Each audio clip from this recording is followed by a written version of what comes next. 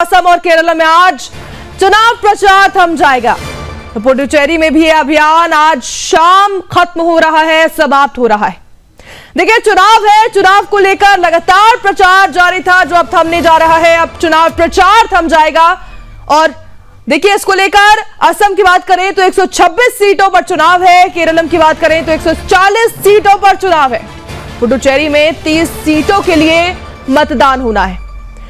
तो देखिए, 5 राज्यों में चुनाव है और ऐसे में लगातार चुनावी प्रचार किया जा रहा है और अब चुनावी प्रचार थम जाएगा।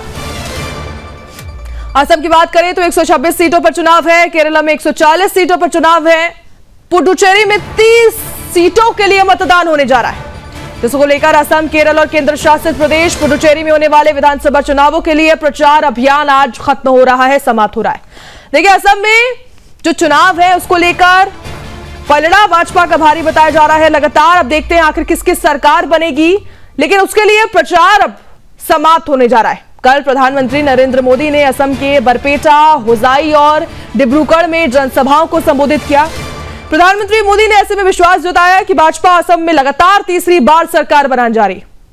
लेकिन उन्होंने दोहराया है कि राज्य के हर जिले और क्षेत्र का विकास उनकी पार्टी और एनडीए की सर्वोच्च प्राथमिकता है।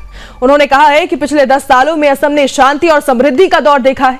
इस बीच तमिलनाडु में एक चरण के मतदान और पश्चिम बंगाल में पहले चरण के मतदान के लिए दाखिल नामांकन पत्रों की जांच आज ही की जाएगी।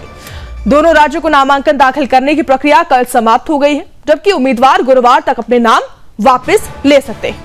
तमिलनाडु की बात करें तो यहां सभी 234 विधानसभा सीट और पश्चिम बंगाल के पहले चरण की 152 सीट जो है, 152 सीटों पर पहले दिन मतदान होना है, पहले चरण में मतदान होना है और 23 तारीख को यह मतदान होगा। पश्चिम बंगाल के दूसरे चरण का जो मतदान है वो 29 तारीख को होना है। 142 सीटों पर मतदान होगा। देखिए, 2 चरणों में पश्चिम बंगाल में चुनाव है, बाकी सभी जगहों पर एक एक चरण में चुनाव है।